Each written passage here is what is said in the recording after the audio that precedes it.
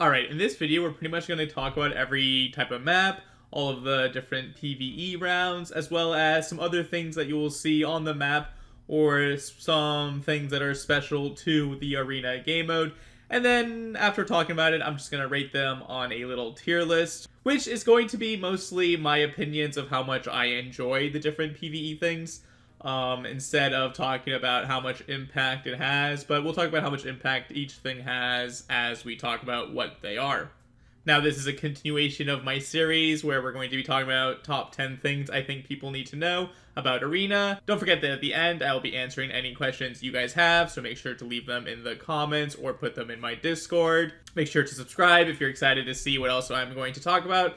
Leave a like if you've been enjoying this series so far. Now, I'm actually really excited about this because I thought there was only going to be a few PvE rounds to talk about, but there's actually some new ones that are coming out, which the website that I'm using, which is going to be League of Legends fandom, which I think is just the best website, has actually spoiled that there are going to be a couple of new PvE rounds added, which I'm very excited for. Alright, let's start off with the plants, and the first one we have is Blast Cone, which works the exact same way as it does in League of Legends. Each of the maps has a bunch of different plant locations, and they're honestly a lot of fun. You can use the blast cones to try and hit people into the zone, which we'll be talking about in a bit. Yeah, I'm just gonna put it in pretty fun. It's a lot of enjoyment to use them strategically. You can use them to dodge skill shots. You can use them to go towards the other plants, which I'll talk about in a second. There's a lot of walls on these maps that you can use the blast cones to get over and do some tricky plays. There's been a ton of fun I've had with the blast cones. It can be a little bit annoying where you'll accidentally auto-attack them when you're trying to attack move.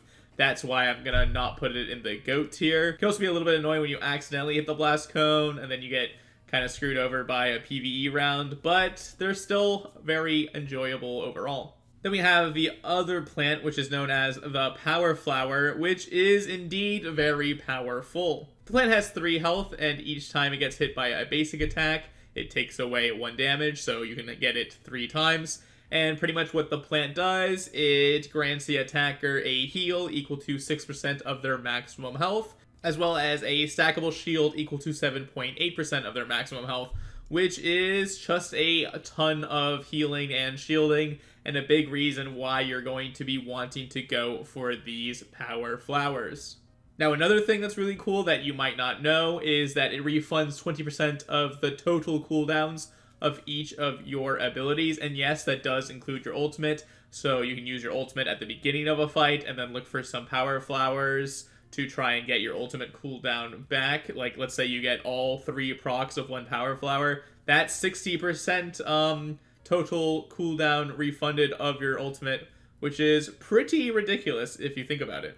So it's really powerful if you use your CC combo to get people away from the power flower, and then you can get the power flower for yourself, which will refund the cooldowns that you just used in order to ensure that you get it. So that's a nice little combo. It's really good if you have an auto attack reset, like auto Renekton W or Garen auto Q or other abilities like that. Because of how much healing and shielding you get from Power Flower, you almost always want to hit the flower instead of the enemy champion, even if you think you can finish them off. If you're in range of that Power Flower, it's almost always better to go for that unless you're guaranteed going to know that your auto attack is going to finish them off. I'm going to rate this flower right next to Blast Cone. I do enjoy it. I think it is fun. I like the little whole mini game that is around Arena where you are all pretty much just trying to contest these neutral objectives of the flowers. I'm not going to put it in GOAT tier because it is pretty annoying that you're about to kill somebody and then they get a bunch of health back from this flower. If you have the lethality starting item, you actually get 20% increased benefit from the power flower, and yes, that does include the cooldown reduction. So I was playing Talon recently, I had the starting lethality item, and then when you auto attack the plants, you get your ultimate way faster back because it does work in conjunction in that way. The only reason why it's not in GOAT tier is because it is annoying that you usually want to go for the plant instead of the enemy champion, which is not something I like to do, and you have to retrain your brain to remember that. Now we'll talk about the Ring of Fire, which is a damaging area of effect, which starts closing in from the edge of the arena's battlefield towards the center and it spawns 30 seconds after a combat round starts. This is pretty much to start decreasing the area of the arena, forcing you to actually fight in the end. When you're inside the Ring of Fire, you'll be taking true damage equal to 6% of your maximum health. So it's about the same as the Power Flower. The Power Flower does give you that little bit of shield, and shield does work in Ring of Fire. So in those cases where like you could hit the Power Flower, it is sometimes worth it when you are having to also deal with the Ring of Fire. It is good to remember that. If you're like really low health, to like leave the zone and then run all the way to a Power Flower could not be worth it if your opponent has more health, because there's a good chance you'll just die when you're trying to get to it. But if the zone is about to go all the way down to the lowest, and like let's say you're both pretty healthy, like you're in a tank versus tank matchup, then it is a good idea to start moving towards those Power Flowers, as it only does 6% of your maximum health each second. So if you do get a couple of those Power Flowers, you can actually outlast the enemy. And I would rate this as another pretty fun tier PvE interaction. It's pretty interesting. It's very enjoyable to use the blast cone to shoot people into the Ring of Fire. It's fun to play like knockback champions or like fling champions to force them into the Ring of Fire. At the same time, it's very annoying to play against those strategies, which is why I'm not going to put it in GOAT tier, because if you're playing against like Alistar Poppy and you just want to fight against them, they might just consistently try to kill you with the Ring of Fire, which is just not that fun to deal with. But besides that, I think it's a great way to try and ensure that people actually have to fight in the arena. Next up, we have something called Deep Water, which is a new terrain type that a lot of people probably don't know it has like a name. And you can see it on certain maps like this one. These areas will be considered deep water. It's a new terrain type where you can't walk over it like most other terrain, but you can actually see right past it, which is unique. As normal walls, you actually can't look past unless you use any kind of ward. So I do like it. It's very interesting. I'm going to put it in fine tier. I think the main reason why they have it is for Kiana, because Kiana can then use her W on it and actually get the stun effect if she wants. I don't like Kiana very much, so I'm not going to put it any higher. I do like the fact that you can see past it. I think that's quite interesting. You can like poke over it. You can do little shenanigans there.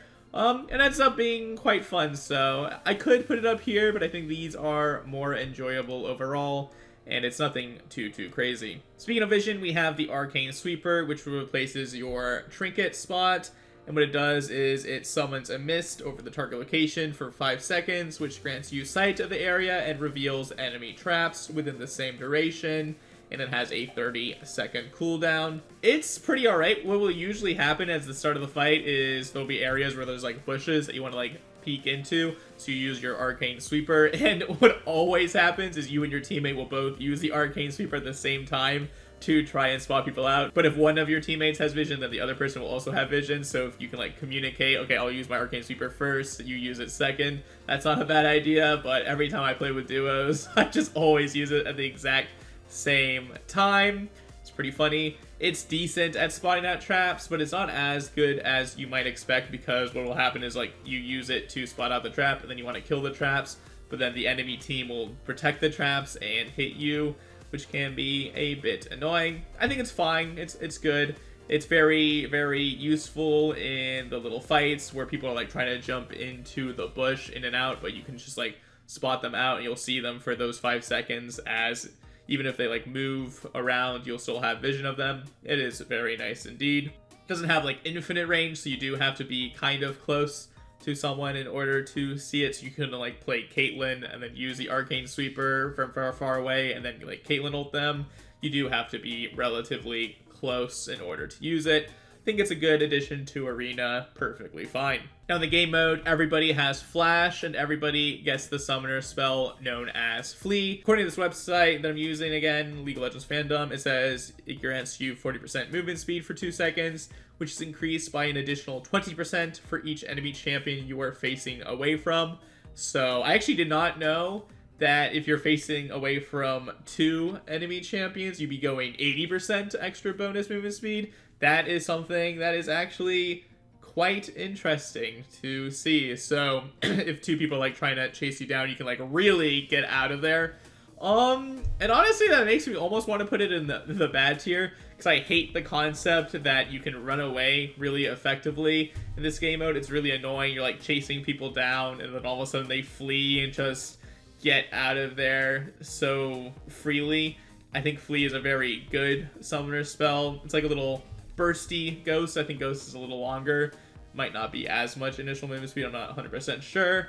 While Flee feels like a ton, especially if you are running away. I'm going to end up putting it in fine, because I'm not going to let my biases ruin its rating. It is perfectly fine for a summoner spell. I think it is kind of needed for those champions that do want to run away, like mages and ADCs. Without it, I think that the melee champions would be way too strong. You can use it to engage quite nicely, especially in combination with like other movement speed abilities, where you can get like a huge burst. So Flee, definitely very solid. And a big reason why I'm not a huge fan of a lot of the augments that replaces your Flee, as I do think it is a ridiculous summoner spell, especially now that I'm learning you can get up to 80% bonus movement speed if you're running away from two people. I think that's pretty massive. Alright, we got a lot of the boring stuff out of the way. Now we can talk about the maps, and we'll start with Ancestral Woods. Let's blow it up. We can look at it. What'll happen is both teams will spawn on these outer edges, and then you'll look to fight. You won't have vision of people in these areas. A lot of times what'll happen is like this team will hover around this bush, and this team will hover around this bush, and then the zone will get smaller and smaller. Honestly, this map is alright at the beginning, but it gets really annoying when the zone gets smaller, because fighting in this area is just kind of annoying. There's like so many barriers with these four deep water like pools. Sure, you can see everybody, but it's just not very fun to be stuck in this area. I think this map is really good for like trap champions, as they can like put all of their turrets in either this bush or this bush when the zone gets smaller, as you can't auto attack them anymore unless you use your arcane sweeper. So that is a bit annoying. There's also not a ton of bushes. They're only in the middle, so you can't like do cool like hide plays. In general, it's not like the worst map, but it's never a map where I'm like excited to play it. I'm honestly gonna put it in just like fine tier. It's alright. I like the colors of it. There's nothing like too interesting to see in it in general. It's very like confined and kind of claustrophobic, once again, because of all of like the walls and barriers in here. I totally forgot to mention that in Ancestral Woods there's only one power flower, and it is in the middle, so champions that like to be like confined really enjoy this map, and honestly makes me want to put it even lower. There's also not that many interesting blast cones. I think there's like one that's like over here and like one over here. They're more like random compared to like other maps that have much more interesting blast cones. And just because there's like only that one power flower you can play around, I'm gonna put it in bad tier. The map itself is also a lot smaller than some other maps, which is another like thing I don't really enjoy about it. There's not a lot of room where you can fight in the arena. So yeah, it's actually gonna go in bad tier, because it has only one power flower, which is kind of lame. The reason I realized it only has one is because next up we have Desert Oasis, where we have 3 power flowers. One's going to be here, one's going to be here, and one's going to be here. Both of the teams spawn here and here. And I really like this map because you can really, at the beginning of the game, decide how you want to position. This team could go up and try and control these 2 flowers. This team can go down and try to control these 2 flowers. If this team goes down and this team goes up, you could like scrap here. Both teams can go down, because this team could try and contest these 2 flowers.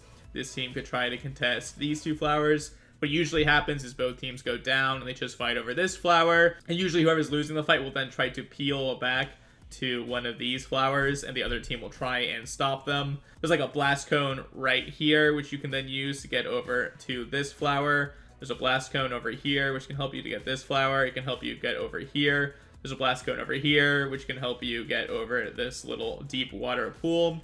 It's nice that there's like these big barriers, but you can like see over them the entire time. So you can be like, oh look, they are over there, but we can't quite get them unless we have like an interesting ability, or you have like ghost crawlers where you can then walk over and hit them. The map's a lot larger than Ancestral Woods, and there's a lot of places you'll be fighting. Like, I fought over here, as there's a blast cone, where you can then, like, get over here, or, like, people are kiting back. You'll, of course, be fighting here, like I already mentioned. You can be fighting for this one. There's, like, this little rock you can fight around. You can, like, walk over here, or over here, and there's, like, choke points over here. There's a lot more going on, and the map being bigger, it feels really more epic.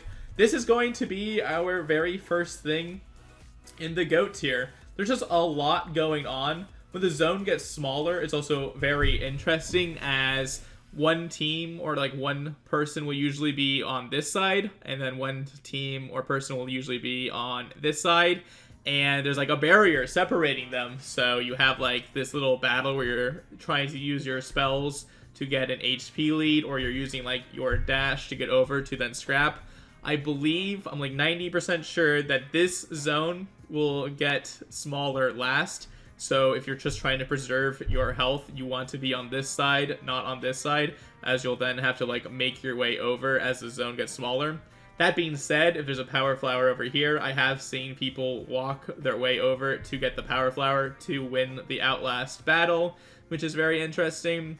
There'll be like the blast cone that spawns both here and here that you can use to get over and try and scrap. There's just so much going on that this has to be a GOAT tier.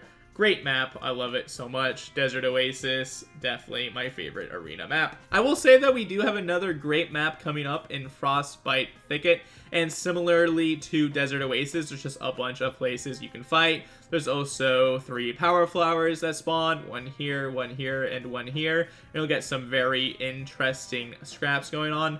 This one really highlights bushes more. Now there are some bushes on this map that I definitely could have mentioned. Like there's one here and one here that you'll be fighting around, but not that frequently. This one, however, you'll definitely be fighting around the bushes. There's one right next to this power flower where you'll get some interesting scenarios where someone could like run all the way into the bush, try to get the power flower and survive. There's also one right in the middle that'll be very contentious in the like end zone fight, where I believe the zone like pretty much ends right around here. So you'll be trying to contest that bush and that vision. You'll be fighting around here for this power flower. You'll be fighting around here for this power flower. There's a little like corner of space you can run up here, which is interesting to try and get to this power flower. There's a lot of very cool blast cones. There's one here that isn't that interesting, but you can use it. There's one that'll be right here, which can help you get to this power flower. There's one right in the middle, which can help you get to where you need to go. There's one over here you can use to like kite from this power flower. You can go down here and use the blast cone to get to the next power flower. And then you can either decide to run down the middle, which is very scary, or you can run along this outside edge, and hopefully you're not going to get flanked as easily, and it's a longer route to this power flower, but it is definitely something you can do. There's just so much going on in this map. It's pretty great. I don't think it's as good as Desert Oasis, as it's a bit more crowded. Sure, there's a lot of places you can fight, but I think all the walls kind of limits some of like the interesting plays you can do in a way, if that makes sense. I think Desert Oasis, the fact that you have like this whole big middle section where there isn't too much going on, is really fun, especially like at the very beginning of the match where you can like really just scrap it out, see who will win. While like this one, like champions like Poppy and Alistar are going to do a lot better. They're just going to stun you into the wall. Vayne is another champion that loves this map. That can be quite annoying, but it's still overall very enjoyable. And I'm going to put it in the pretty fun tier. I do like this map, and I think you guys would enjoy it as well. And my favorite color is red, so it actually really saddens me that I freaking hate this map so much. At the beginning of the round, teams will spawn like here and here, and you'll see them, and then it'll go dark. And then there's like this big bush area right over here, and then at the top there's a bunch of these like random little obstacles, which are honestly just annoying. It like restricts your movement. And in the middle we have this like little whirlpool, which I think has deep water in it. And honestly, this has given me so many pathing issues that I hate this map so much because of it. You randomly like click here, and then your character will be like, oh, do you want me to go like back and forth randomly? Which is very frustrating.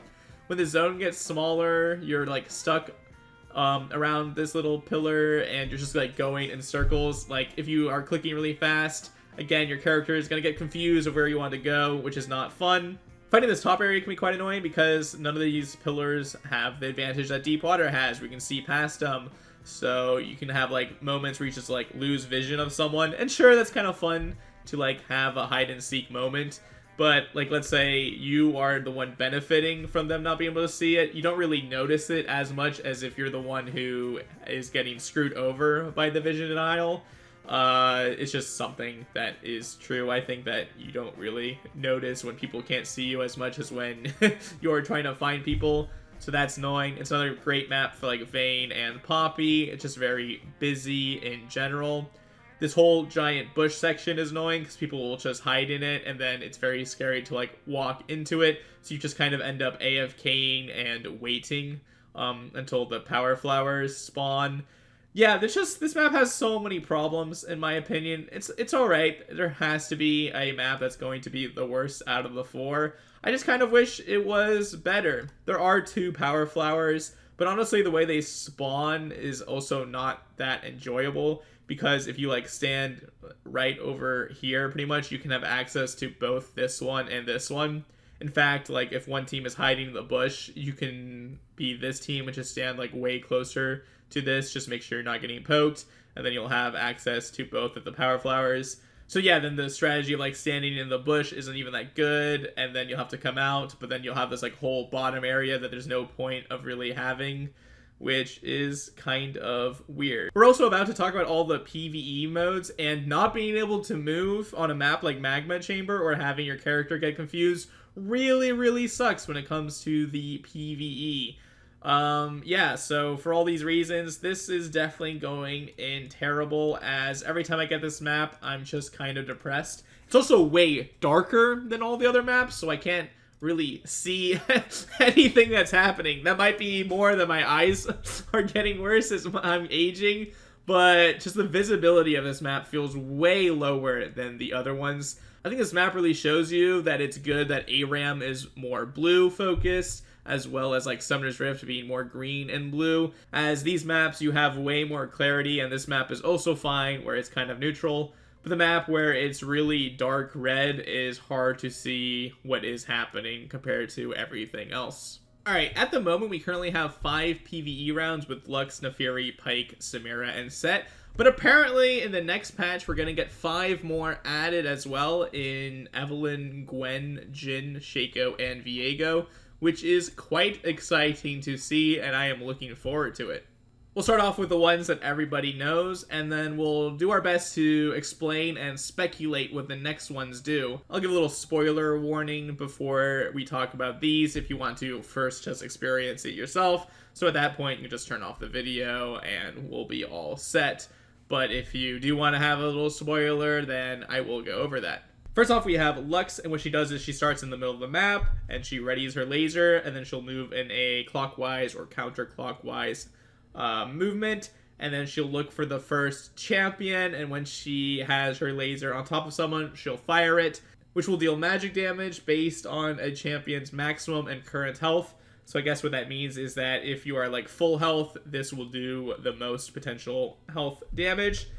And Lux is really annoying because what it seems to happen is she just kind of targets one team. It almost always feels like it's the team towards the left. Like let's say you're on this map, she'll spawn in the middle and she'll start her laser here and then move it in this direction. And as you can see, it's going to take forever for her to actually reach where this team would ever be. So you pretty much like have to move in this direction, and then you're still going to get hit by the Lux laser first, which is really annoying in general. It's kind of just pesky to deal with the Lux laser.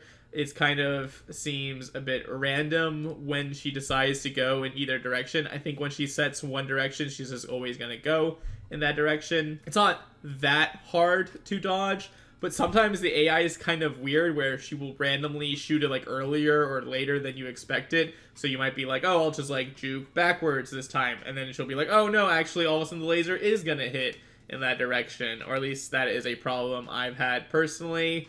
The way you can like play around it to do well is you can kind of try and stun people when you know the laser is gonna hit them if you believe you're going to take less damage.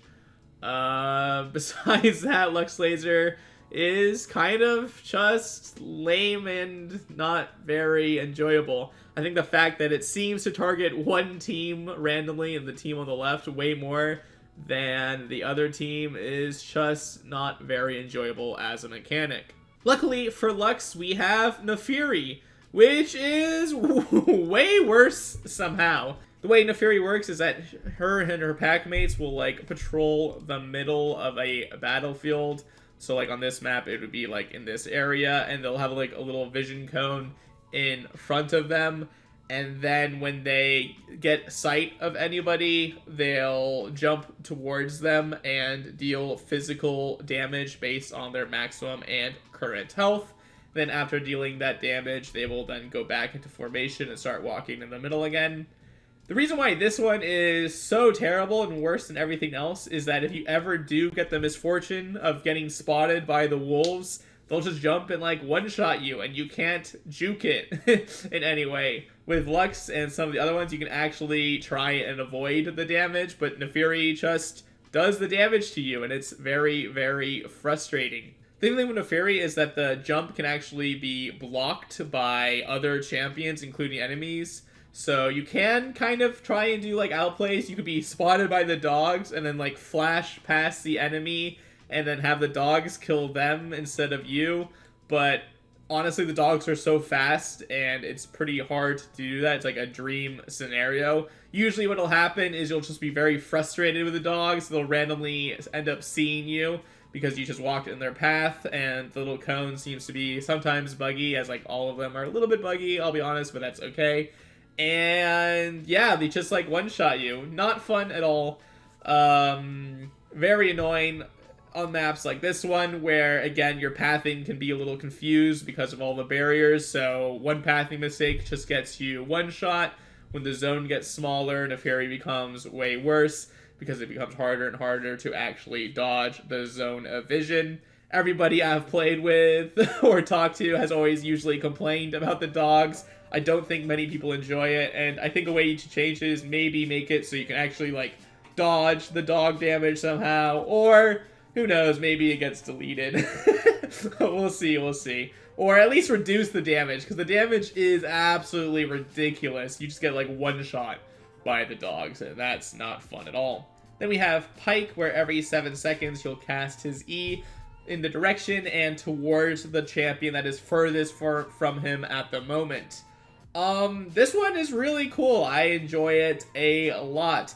I like the fact that we actually know better, like, who he's gonna go after, while Lux just seems to, like, go after one team the entire time, which is not fun. With Pike, you know, like, okay, I'll just go more towards the middle, and then the Pike will go towards the enemies instead, which is nice. I'm a big fan of that. The stun is annoying to deal with, but it's not the longest stun, as it's just a brief one. And the damage isn't anything crazy compared to, like, Lux or especially Nefiri. So it doesn't feel as bad to ever get hit by the Pike stun. You can also juke it a lot easier than I feel like Lux, or you can juke it at all compared to Nefiri. But, like, let's say it is Pike map, and you're playing, like, something like Alistar or Leona or something with a stun, you can, like, use it as a combo extender to further CC people. You can, like, CC them, and then the Pike will come and CC them a bit more, but it won't, like, one-shot them like Nefiri, so it's not as frustrating to play against. I think this one is pretty fun. I think it's a great way to do the PVE round. It's also very satisfying to look at, to see the big Pike like just all of a sudden randomly E on the arena map. It's very like clear visually, while Nefiri, you'll just be like, what the heck is happening? Same with Lux.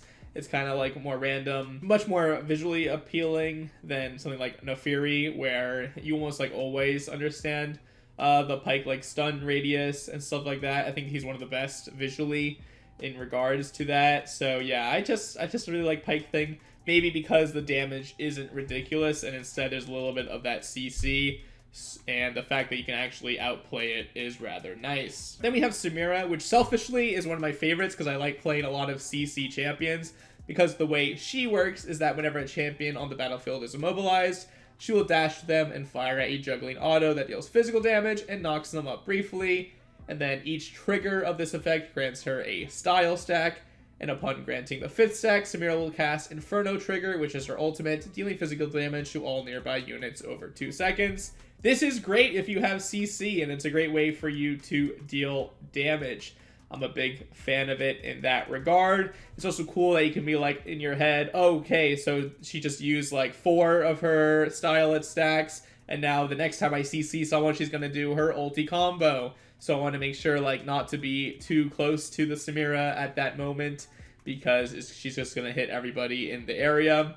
Another thing that I like about her a lot is that she doesn't one-shot you like the Fury or Lux will, which I think is good. I like the concept of the PvE. It does add a spicy element to it sometimes. Oftentimes, I would actually honestly rather they just didn't have anything, now that I'm thinking about it. Like, I've had way more interesting fights on Desert Oasis and Frostbite Thicket in the late game than having to deal with like the PvE rounds. But if people do enjoy them, then Samira is quite an interesting one. I'm not going to rate her any higher because if you don't have any CC, you don't get any benefit from it at all. I do think that's a bit unfair, even though I always play champions usually with CC. So for me, it's great, but for other people, it can be a bit frustrating not to be able to interact with the Samira. Then we have Set, which is the only PvE round you can actually hit. And what Set does is that upon taking damage, he begins moving towards the unit that damaged him and drains his own health. And then once he takes lethal damage, it causes him to cast his W in the direction of the opposing team of the unit who damaged him to 0 health, dealing true damage to all units hit in the center and physical damage otherwise. So pretty much both teams can contest to kill the Set, and whoever kills the Set will then get this chance to deal damage to the enemy within like his little W area. And I'll say the W area does extend a little bit further like outward than you might expect, just as a fair warning.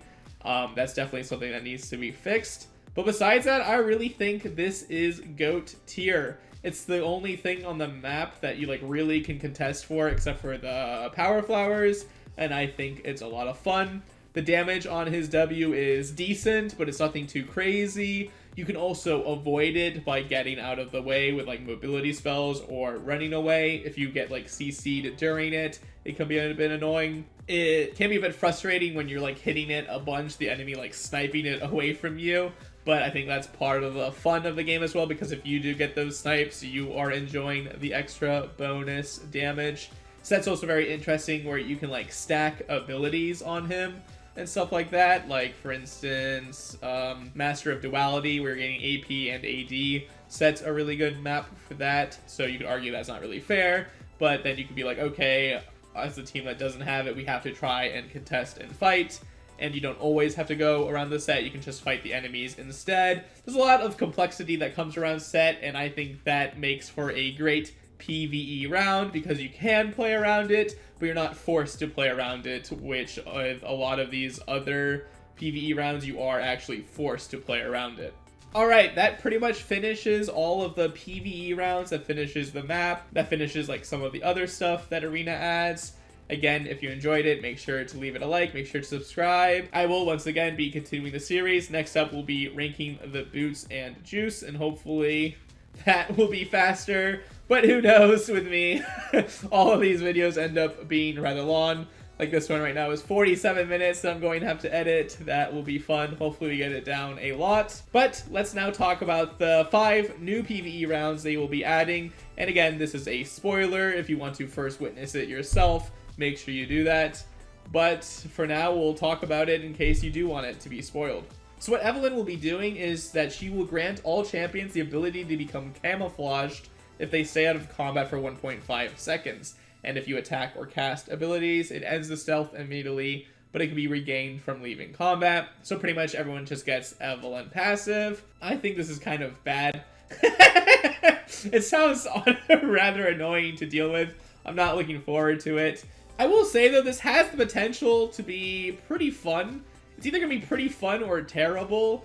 I think I selfishly will almost rate it like GOAT tier. I think it'll be really funny, just everybody being invisible, like playing hide and seek. It can be very scary, you can get some jump scares. So maybe I will rate it pretty fun. We'll have to see it in action. It could also just be really frustrating where like certain champions will just benefit from this way more than other champions. Like imagine maybe, I don't know, a Cog Lulu team having this and somehow they like spot you and they just kill you instantly before you ever see them. That could be annoying. Well, these I haven't experienced it myself, so I'm not gonna be able to give great ratings. This is all speculation, but I'm gonna put it in pretty fun tier. I think it'll be interesting, like bopping heads as maybe like bruisers or tanks. It'll just be like, oh my lord, there he is. That's exciting. Or it's just gonna be bad, where you just get like one shot even more by things that are really OP. Next up, we have Gwen, where every 12 seconds she dashes to the most wounded ally and heals them based on their missing health, as well as surrounds them with Hollowed Mist. The mist affects all champions on both teams, granting them untargetability to enemies outside of it. If one team has one champion standing, the other has two, then Gwen will prioritize supporting the team with one remaining champion. So this is the first PvE round where we actually have like a heal and like support instead of damage. And I think they had a good thing going where they were mostly focusing on damage, and I think they should just reduce the damage of these. I think it's kind of going to be annoying that you're like about to kill someone and then the PvE round like saves them. Even if like I'm the one benefiting from this, I feel like it's kind of a bitch move just to have like the map decide that I'm not going to die at that moment, and then having to deal with Gwen's W in the base game is already annoying. To think about that like everybody is then gonna start benefiting from it, it's just not gonna be fun. Sure, it's gonna be good against like ranged champions, this Gwen interaction, but just because I hate ranged champions doesn't mean I think they should get screwed. Next up we have Jin, which I think is going to look really cool no matter what it is. But what he does is he channels his ultimate, and then he recasts it every 8 seconds to fire a shot in the direction of a random unique champion in range, colliding with the first champion hit. After shooting all unique champions, he starts over, and each shot will deal physical damage based on the target's maximum and current health, and every fourth shot deals bonus damage based on the target's missing health. So if you're the one who gets the fourth shot, you're going to get screwed, and it sounds like it's kind of random who is going to be the fourth shot. This one sounds like it could end up being bad as well. I think the randomness of it is not a good idea by Riot Games. I think that could be rather tilting. I do like the concept of being in like a range, like maybe like something like set W, so you can just avoid that area. That could be a lot of fun. So maybe it ends up being fine in that regard. You can play like champions that like force people into the area, like if you have like a flip or like a knockback. That could be fun, but I don't think it's going to go higher. I could just only see it going lower, so I'm a little bit scared about Jin. I am excited to see what visuals they decide to go with. That could be a lot of fun, but I am a little bit worried about this one. Next up we have Shaco, where every 7 seconds he will place down a Jack-in-the-Box behind a champion from a random team, alternating between teams each time. These boxes aren't targetable until coming into contact with the unit, dealing magic damage to and causing all nearby units to flee. They last until triggered or destroyed. Yeah, so Shaco boxes in the game already are really annoying. I think adding more is a terrible idea, Riot. Can you imagine you're just playing the game and then you just run into an annoying Shaco box, then you get feared, and then let's say you run into the enemy's Shaco box, you get feared more. You could just end up getting into like a whole chaos of getting perma CC'd, which would not be fun. I think Pike being like a 1 second stun that you can like easily dodge is a lot better than these Shaco boxes that'll like force you to get more and more towards the center of the map. Yeah, I'm not a huge fan of this Shaco extra CC all over the map interaction. Finally, we're gonna have one of the probably the most interesting ones in Viego, where the first champion to die from either team is revived and transformed into Viego, replacing their champion's basic attacks and abilities with his. And then while transformed, the affected champion loses 50% of their maximum health every second. So pretty much someone becomes like a Scion version of Viego. I don't know if you keep your items or you get like new items. That's weird. I don't know if you get like any items. This might be another terrible one. I'll be honest, it sounds kind of annoying just to have someone like revive and become a random new champion. It's going to be weird with like all the items. Like if they have items Viego can use, they'll just be way better on that map. And if they have like a bunch of AP items, it'll just be bad, I guess. I think there's like a lot of weird things going on with this. Maybe it's a lot more fun than I expect, but I'm gonna trust my gut and say this is probably going to be terrible. This could be fun with like strategies such as Dive Bomber, where you die and then you at least can keep playing as Viego. Maybe that's interesting, but I don't know. I'm a bit worried about this one.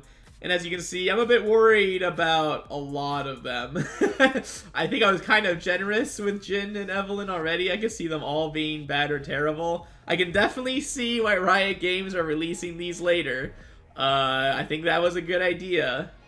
I don't think that they're going to be that great. I think Evelyn has the best potential. Maybe it could be GOAT tier. I think like playing that hide and seek mode could be a lot of fun, but I could also see it ending up being frustrating. Well, there you have it, guys. That is my little explanations of all the maps, all of the things unique to Arena, all the PVE rounds, and just my rating.